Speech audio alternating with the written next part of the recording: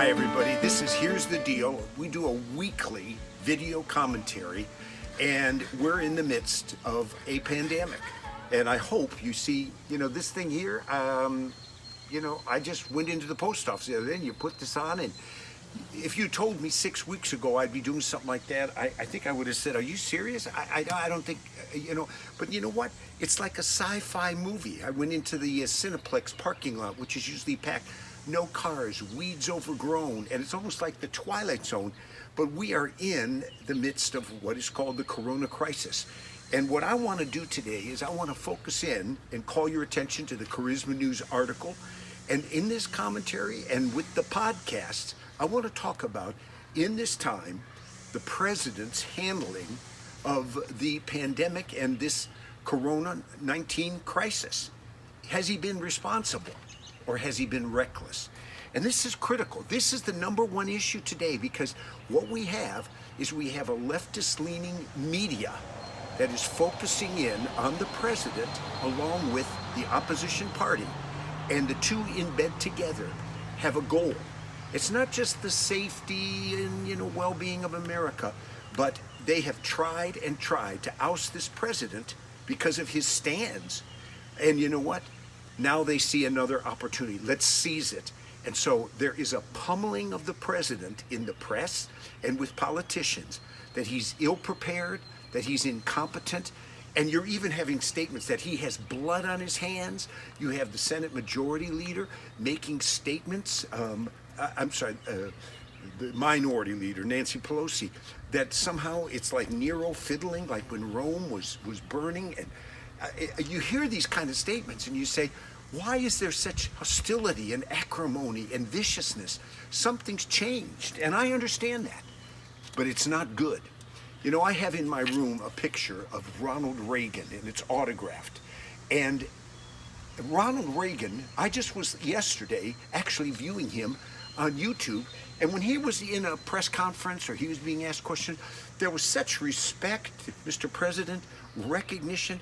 Today, if you see some of the briefings and the conferences, you see reporters, journalists, but they're out to get the president.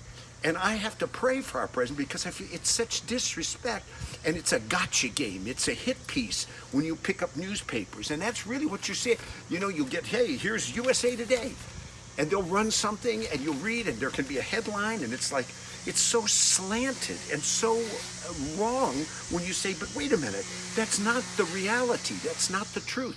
Something is skewed and really off, and we need to know what is the truth today. And you'll see in the article, there is a scripture in Deuteronomy, and I'm going to put it on the screen, where God tells us, if a false witness rises up against any man to testify against him, to accuse him of doing wrong, then both the men between whom the controversy is must stand before the Lord.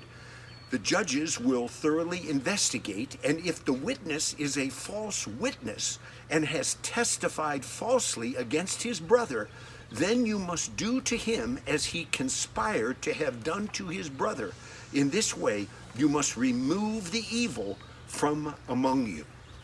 That's strong, because God is a God who seeks truth. Jesus said, I am the truth. My word is truth. And so we live in a time where truth has fallen. Isaiah 59, truth has fallen in the streets, and it's the corruption of the media. It's one of the most severe things that has happened on our watch. And so we have to pursue the truth. In Romans 16, verse 18, Paul gave counsel, and he said, be on guard. There are people who, by their smooth and flattering speech, deceive the hearts of the unsuspecting. And that's really why I do these podcasts and the articles, and that's why I do these commentaries, because I want to make sure that we are giving the truth and have a biblical worldview. We also need to be praying for our president. Whether you agree or not on issues, he represents us. And 1 Timothy 2 says we're to pray for those in authority. And you might say, well, Larry, I don't know how he handles it. I don't know how he is able to continue persevering. Well, I think there's something in God's, I believe, selection of this president, a Cyrus, draining the swamp, not a regular politician, an outlier that is challenging the liberals and the leftists today. and he doesn't back down. You know, in my room, somebody years ago gave me, and maybe you have seen me use this, but this is my buddy Rocky. And you know, what is Rocky known for? Well, Rocky could get knocked around and in the ring, and he'd be down and out, and you'd say, he's not going to get up. But you know what? Rocky would get up. And he exemplified something that I think we all need to exemplify, and that's perseverance, a tenacity. And that's what our president, I believe, exemplifies. Now, on this particular commentary today, I want to call your attention to the timeline. Because amidst all the confusion and the chaos and the accusations, the allegations, and everything, there's so much falsehood. You've got to cut through that to know the truth. You know, recently celebrities, they were coming after the president. Oh yeah, the World Health Association, the president's pulling the money from them. Why was he doing it? Well, do you know that when the president was saying we're to stop the flights from China for the good of the people and from Europe, World Health Organization, you know what? They didn't like that.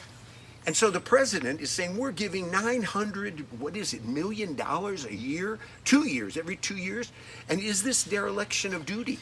Have they fulfilled their responsibility? Are they really investigating? Did they go into Wuhan to find out the virus and the origin?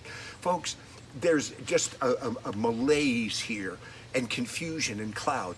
And in the article, you'll see on the Charisma News and also in the podcast, I go through a timeline where you can see this is the truth. Don't believe that which is false, but what is the truth? I think you'll find it interesting. You know, recently you have individuals that are senators in the opposition party, and what are they saying? They're saying, we're going to initiate an investigation of the president for what he's done in his, and you start saying, wait a minute, what is this now? At a time when you want to pull together so that we can come through this and have unity and good morale in this nation, more and more attack. It's just relentless. Now the timeline, you'll see it in full, but I want you to know that our president took initiative, and he has worked with healthcare workers on the front lines. These are heroic individuals that are laying down their lives. We're seeing progress that's being made.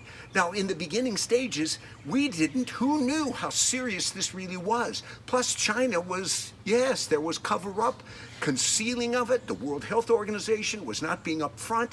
And so as soon as our president began to get the medical information that was needed, you'll see in the timeline, you'll see how there were certain steps, action steps, initiatives taking, a task force. You'll see various things that were done, and all of it was for the good of our country. And yet the bombardment never ceases, and it continues to this very day. Do you know our president actually came to a time, and maybe you do remember this, he called for a national day of prayer. This is the kind of action you want in a leader. This is like Ronald Reagan would lead in an exemplary way. And so I want to just ask you today, go to the Charisma, you'll see Podcast Network, you'll see the graphic at the end here. It's red and it's right there. Click on, you'll hear the full podcast with the full outline and timeline.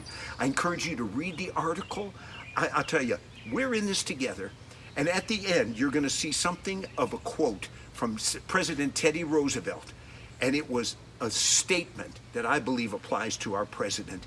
And it motivates and inspires me. You be inspired. And you know what? Here's the deal. There's a lot of people trying to deceive the hearts of the unsuspecting, as Paul warned in Romans 16. Truth has fallen in the streets, but we are going to pursue the truth and proclaim it winsomely and accurately so that people are not deceived in these days.